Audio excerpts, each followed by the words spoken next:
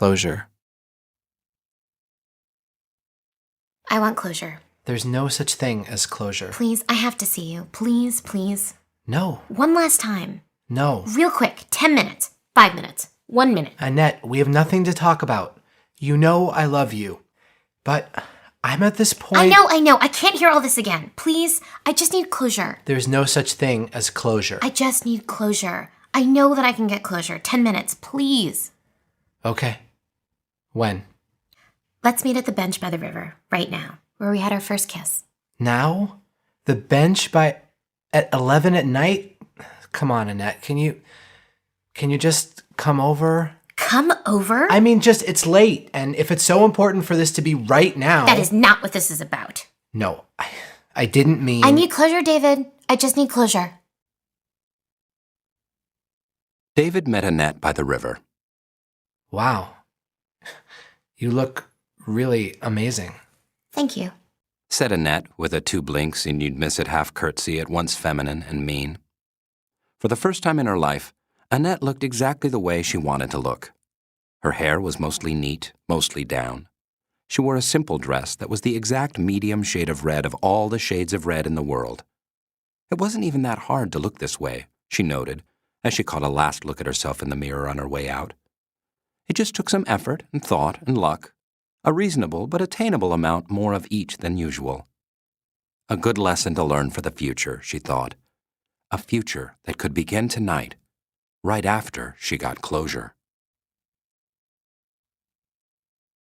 I want to say something. Okay. Everything is okay. She smiled. He smiled back. Everything in the past, continued Annette, is in the past. The cheating you admit to, and the cheating you still can't bring yourself to admit to. Wait, Annette. And the lies about the cheating. The stories you made up that you eventually felt more loyal to than you did to the relationship. Annette. It's all okay. I'm saying it's all okay. All the times you made me feel like your backup choice when it would have been so simple just to tell me that I look beautiful. All the times you made me feel like the girl that you were just killing time with while you waited for your one true love, even though you knew that I loved you. Or the times you made me feel like your stupid little sister or your employee. Annette. No, I forgive all of it. You don't have to admit it or even accept it. I choose to let it go. I don't want to carry it around in my heart anymore. Okay. Well, Annette... He paused, then rushed to make up for whatever the pause had cost him. Annette, just because I'm accepting this doesn't mean I'm conceding anything you say is true. Oh, you don't have to. She smiled. It's all in the past. It's all over. Okay. Well, that's good. Some of what you're saying is unnecessary and implies, I think, an excessive level of... I understand as a thought exercise for the sake of... Now I want to kiss you. Annette. A goodbye kiss. Just one, for closure. Annette took a step toward him. Closure, so close. Annette, I want to, but I don't think... God, you look beautiful. Trust me, it's not... But this is... I'm kind of seeing someone, and... One kiss. You don't even have to kiss me back.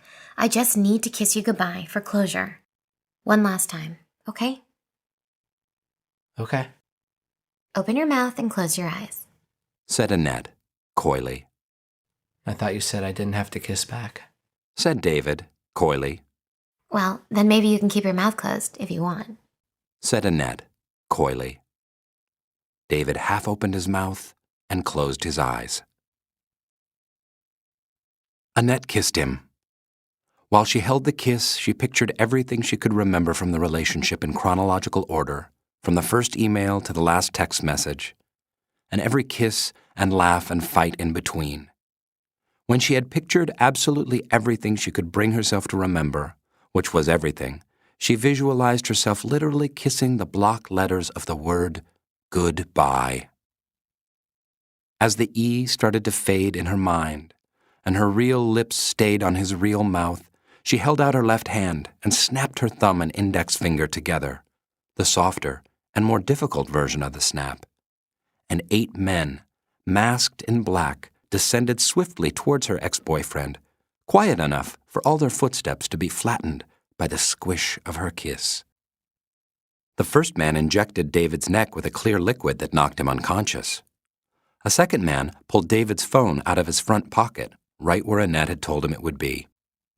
Two men wheeled out a cement box from behind a parked truck and removed 2 sacks of beach sand, and then a fifth masked man joined them to lift the unconscious body into the box, then split open the sacks of sand and fill the rest of the box to the top.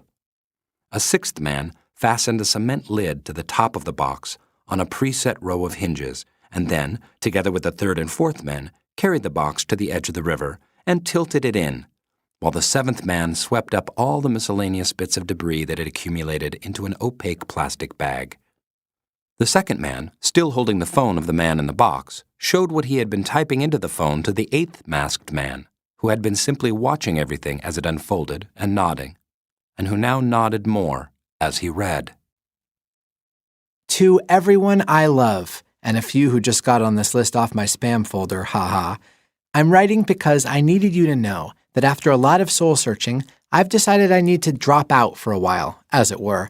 A lot of you know I was having a lot of anxiety about things, especially with my most recent relationship, and I decided I need to take some time off and really just think and be myself for a while, with no distractions and no influence, just for a while, from the people who have made me, well, me. I'll be getting some much-needed rest and solitude. Maybe I'll finally take that motorcycle trip across Central America that I'm always talking about, although I guess first I'll have to get a motorcycle license and learn how to change a tire. Ha. Also, my plan is to watch all 5 seasons of The Wire while I'm away, so when I am back, at least I'll finally have something to talk to you all about. Anyway, I love you all so much, and thank you for respecting this need of mine right now. And again, do not worry about me just because I'm out of contact. This really is the best thing that could happen to me. Have fun. I love you all and miss you already. Love you, and thanks for understanding this. Sent from my phone. Forgive the typos. The eighth man showed the phone to Annette, who nodded, and then handed the phone back to the second man, who pressed a button that sent the email to every contact in the phone. Then the second man plugged a new program into the phone. It was an application called Closure, and, according to the people on the since-deleted message board who had recommended this team, it was what meant the difference between being the best at this and being only one of the best. The program, using data that Annette had provided to them in advance, was said to be able to infiltrate every record-keeping website and database that had ever recorded the existence of her ex-boyfriend and erase all written and photographic evidence of him that was labeled by any of the 4 most common spellings of his full name. The program was guaranteed to work in under 10 minutes. It finished in 6.5, and when it was done, the second man threw the phone into the river, where it, too, died instantly and anonymously. That was it. Annette approached the eighth man, pulled 50 $100 bills from her purse, handed them to him in a roll, and then impulsively kissed him on the side of the mask, making him blush, or so she imagined. "Congratulations," said the eighth man, the first person to truly achieve closure. Am I really the first? "Well, if you weren't, I guess I couldn't tell you. Could I?" he said. The 8 men walked away and got back into their surprisingly domestic-looking minivan and drove off, leaving Annette, heart racing, all alone. There was a beaded line of sweat across her forehead, which she wiped off, and her lipstick was smeared a bit, which she corrected. Now she looked close to perfect, which, she had always suspected, was actually a little hotter than perfect. She walked alone to her favorite bar, ordered her favorite drink, and stirred it as she waited for the rest of her life to approach.